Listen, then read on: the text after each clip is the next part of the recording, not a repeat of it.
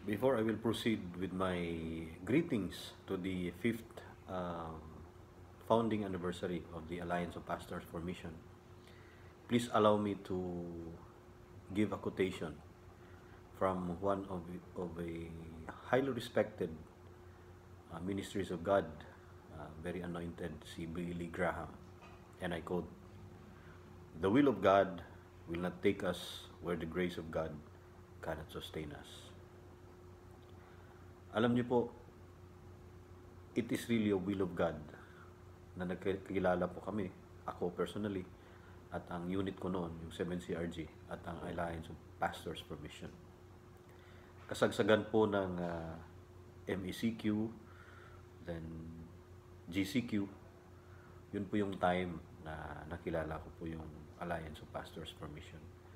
And during that time po, nung nag-call sila Pastor Alex sa akin, mayroong isang bagay na sinabi siya sa akin that really moved me and inspired me to support this organization na binuo. Alam ko, will of God na binuo ng mahal na Panginoon. And sabi po ni Pastor, alam niyo po sir, yung mga kasamahan nga namin na pastors ay ini-encourage mo namin ng mga yan. Kasi yung iba, takot lumabas. Nandun lang sa mga kanilang congregation, nandun sa kanilang lugar. Takot makubid. Kayo nga sir, kayong mga sundalo, mga health workers, mga frontliners, talagang sinusuong lumalabas talaga sir para tumulong sa mga kapwa-tao natin na nangangailangan ngayong panahon ng pandemic. Kami pa kaya na pastors na sure na alam niyo na po, sa langit po yung punta namin kung sakaling makubid man kami. And nung I really pondered upon it. And in fact, ginagamit ko rin yung sinabi ni pastors in many engagements na nagkaroon po ako sa iba't ibang mga partners. Ang punto lang naman doon na sinasabi ni pastors is ni Pastor Alex nung time din that really strike me is we really have the edge, lalong-lalo tayo mga pastors, kayo mga pastors, na tumulong sa mga ngailangan, lalong-lalo na sa panahon ngayon. And doon ko po na-realize at nalaman na the APM's Lugaw operation, is not just a humanitarian endeavor, it is a ministry. Kumbaga, it follows the beating of God's heart. Because alam niyo na po, the greatest commission, mayroon din pala siyang component ng evangelism. And it is really very important. Hindi lang pinapakain ng APM ang mga tao ng lugaw para malusog ang kanilang pangangatawan, para kung may resiliency against COVID, at matulungan naman sila na magkaroon sila ng pagkain at maramdaman nila na may nagmamahal sa kanila. More than that, mayroon din pong Word of God na sinishare ang contact ng mga pastors. And it really matters. It really matters. Kasi alam niyo po, alam niyo naman po sa panahon na to, ang mortality rate natin ay napakababa, lalong-lalo ng kasagsagan ng COVID-19 sa Pilipinas. Marami talagang nawala, namatay. And importante na masawata, masave ang mga nawawalang kaluluwa. And the APM really played a very important part of it.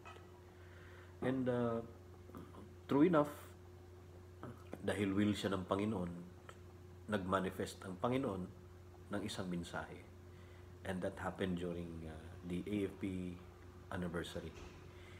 And that was 2020 AFP anniversary. And nabigyan po ng napakalaking parangal. Nationwide po yung selection process, yung APM, yung Alliance of Pastors for Mission natin. Nung time kasi na yun, ni-require po ako ng Joint Task Force National Capital Region na mag-recommend ng organization na tumutulong. And because I felt in my heart that it is indeed God's will and God's arm na ang gumagalaw dito sa APM, I recommended APM. And of course, CRS also asked me kung anong i-recommend ko na ma-awardan. For the CRS naman, I recommended Operation Blessings. At sobrang napakabait po ng Panginoon dahil hindi lang isa na nirecommend ko po nung time na yun. Ang na-awardan ko silang dalawa. Si APM na nirecommend ko po doon sa Joint Task Force National Capital Region at itong si Operation Blessing na recommend ko po sa CRS-AFP. And I was really happy. Biruin nyo, biglang naging ka-level ni APM. So mataas na talaga ang level ni APM ngayon, si Operation Blessings. And nung time na yun, na binigyan ng pagkilala. And that really manifests that you must be so proud of APM because God's hand is there. God's will is with you. And you should continue to edify one another in this organization, and you should expand, you should continue expanding as an organization because God's hand is seen in your organization. And yun na po, maraming challenges. Sinubok po ako sa aking personal aspiration for my career, and at the same time nandun din po yung mga external na mga forces. Ganyan talaga po kapag gumagalaw po tayo, nakikita po tayo sa taas at medyo namumunga, marami pong gustong pumitas niyan.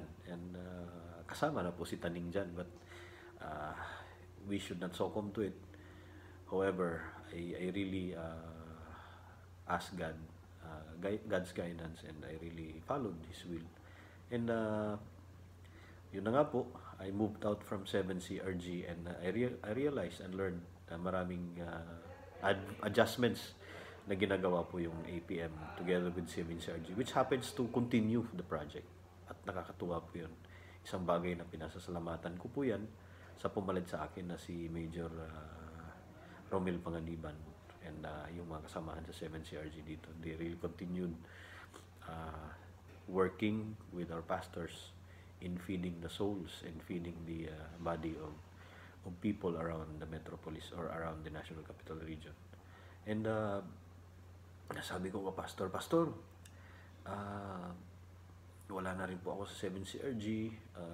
Medyo nakita ko po yung struggle nyo.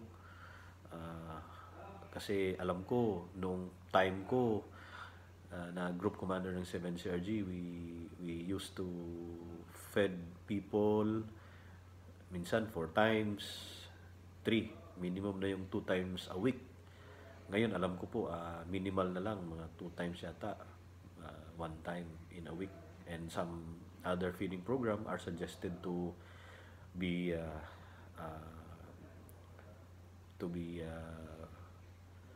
given to other areas na hindi naman naka-align sa ministry ng APM. But those are minimal challenges na sabi ko, Pastor, kayang-kaya po natin yan na malagpasan. And sabi ko, let us expand our territory. So, yun pala, si Pastor din, he really felt that calling from God, and naging barkada niya yung Navy, yung sa Air Force, and sa Philippine Army. And as I continue to move in my career, I felt in my heart na balang araw I can make a difference. I can help APM in any capacity that I can have, especially na binalik po ako ng Panginoon ngayon sa headquarters ng Philippine Army, especially sa Office of the Deputy Chief of Staff for Civil Military Operations, G7, yung magawa ng lahat ng CMO nationwide. So sana po, by God's grace, makatulong po tayo sa APM. And I always say, by God's grace, God's will. And ang Panginoon po ay gumagalaw. He really works in mysterious ways. Alam ko po, APM, you've been doing well, lalong-lalo na sa pamumuno ni Pastor Alex, 10 ng kanyang mga kasamahan sa APM, sa leadership. Please continue. Lagi nyo pong tatandaan yung binigay po na quotation that nanggaling po kay Evangelist Billy Graham, that in all challenges, the will of God will not take us where the grace of God cannot sustain us. He will continue to sustain us. Especially, itong sabi nyo, wala kayong pambigay, problemadong pambigay sa mga membro, ganyan. Ayan, God provided the operation blessings. Binigyan po kayo ng pang Pasko na pack. And some of our friends donated some of their goods na pwede nyo pong maparapol para masaya naman po ang Pasko ng mga pastors. And in my heart, I really tried to do my very best to support you, mga pastor, kasi alam ko kayong mga pastor ang kailangan na suportahan din. And sana po this ministry will continue and God will bless us more as we push in our endeavors and our aspirations in life, in our organization, na nandun po ang kanyang will at nandun yung kanyang pagmamahal and kanyang grace, nandun po talaga. It is really the grace of God that really sustains us. Even me, sa kalagayan ko po ngayon, lagi pong sinasabi yan, it is really your grace that sustains me, Lord. It is really your divine mercy that keeps me going, because by the grace and love of God, I was able to do a lot of things despite of my condition ngayon na nandito po ako sa ospital. And medyo mahirap, parang nakakulong kasi na-isolate din kami dito dahil sa COVID. At the same time, sa aking condition, sa aking paa na pagaling na po, through the grace of God, natapos ko po yung isang sinusulat ko na screenplay ng isang pelikula para sa NTFL Cup. And through the grace of God din, I'm about to finish my doctoral thesis dissertation. Sobrang daming oras na binigay po ng Panginoon dito sa akin sa hospital. And minsan, my heart is really full of great gratitude for God's way of giving me this time to finish this magnanimous task. Napakalaking task po yung pagsulat talaga. Talagang yung kailangan mo ng solitude, kailangan mo ng focus, and He gave this to me. And I really hope na God will bless us, will continue to guide us. His mercies will continue to shower upon us, and blessings after blessings will be given to us, especially po sa Alliance of Pastors for Mission.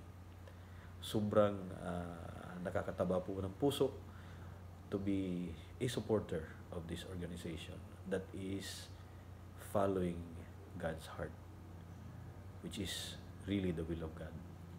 And lagi po nating tatandaan in closing, the will of God will not take us where the grace of God cannot sustain us. God will sustain you, APM. Have a very happy and blessed 5th anniversary